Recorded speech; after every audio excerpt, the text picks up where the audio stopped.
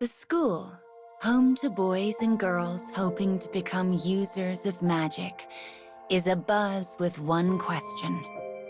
What tricks should they play on the town for the upcoming Halloween festival?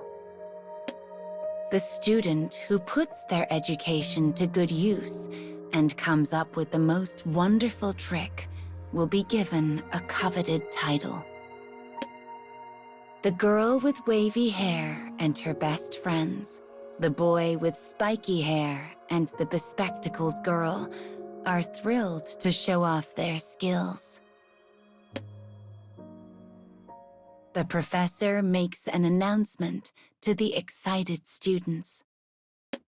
The souls of magic users who plot tricks attract demons.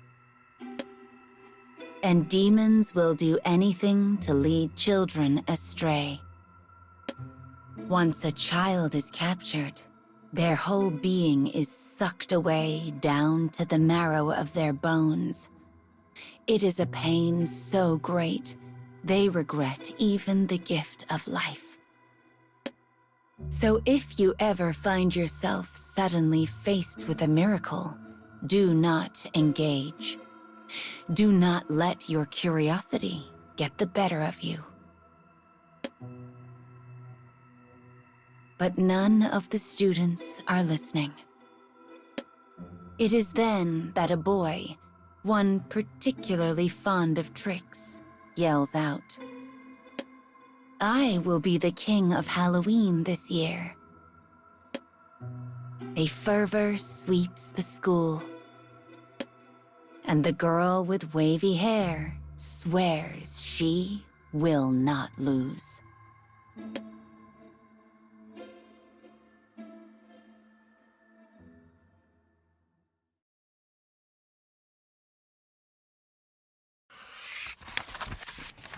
The girl begins practicing tricks with her best friends.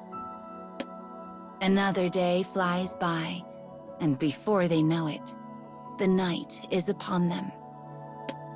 They are seeking a level of perfection befitting the ruler of Halloween. The girl leaves her room so she might cook dinner and give her whirling mind a break. As she walks, she spies something glinting at her feet. It is a lovely box.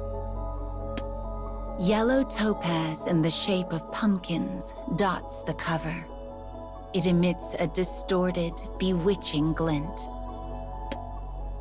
Curious, she lifts the lid to find a small pumpkin pie sitting neatly inside. She then hears a whisper. "I will teach you all the magics under the sun. All at the festival will be under your spell." The voice is so sweet and gentle, it is almost impossible to resist.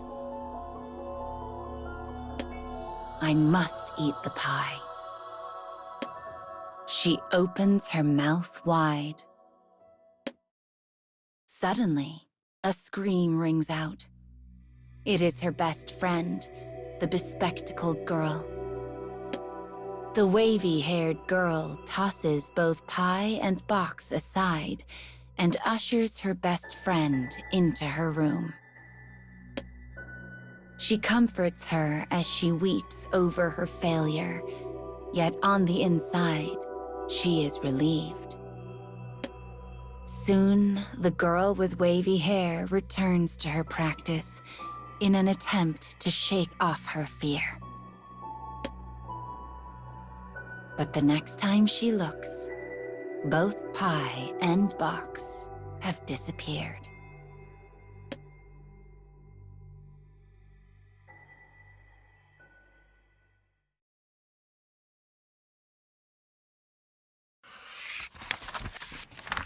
On the day of the festival, the girl and her friends continually shock the townsfolk. Tiny lamps in the shape of skulls and pumpkins erupt from a large box. Bursts of sound and light explode from their staves. A moment later, they transform into various sweets and pastries that rain down upon the onlookers. Even if it is not enough to earn them the title, this is the spell the best friends created together, and it is their joy. Yet, for some reason, the box crosses the wavy-haired girl's mind, causing a chill to run down her spine.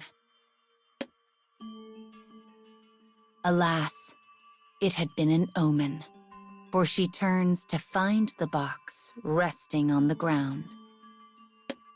Before she can even think of why, a hand reaches out from beside her, the boy who swore to be the king of Halloween. Before she can draw a breath, he pops the pie in his mouth. There is a strange light in his eyes, a distorted, bewitched glint. Standing before the dumbfounded girl, the boy lifts his staff into the air.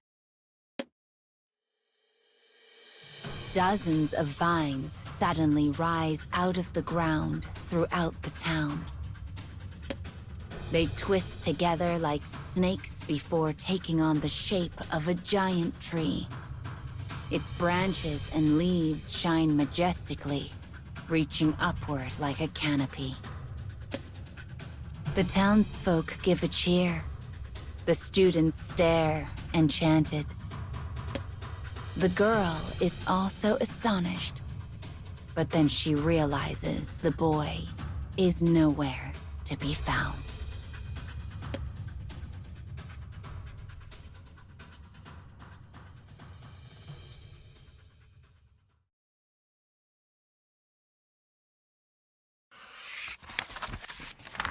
The girl runs then. She rushes to her professor and reports everything she saw. She tells about the box that suddenly appeared before her, about the alluring voice she heard when she opened it.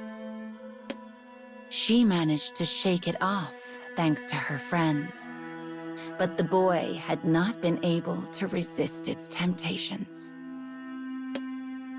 The great tree had not stopped growing. Its roots twisted and spiraled and burrowed throughout the town. When they finally find the boy in a back alley, he is already gone. The tree has swallowed him whole. His body is a husk, his weathered skin peeling off in flakes. Worse still, his eyes are wide, and his tongue lolls out of his mouth like some terrible prize. The girl shudders, thinking how she had not been able to stop him, and huddles close to her professor. But at least you are safe, her professor says. Your love for your friends kept you from temptation. The entity in question was called the Pumpkin Demon, and it was something the School of Magic had long yearned to capture. But no matter what manner of guard they adopted, the demon had ever more clever methods to lure people in and claim their lives in the process.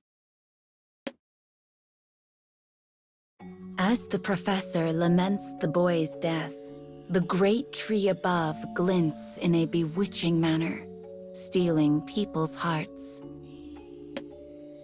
The girl squints under its light, but her heart has already sunk into darkness. She was lucky to escape with her life, yet this state is but a temporary reprieve. For temptation lies ever around the bend, and it is known that demons always seek people's greatest desires.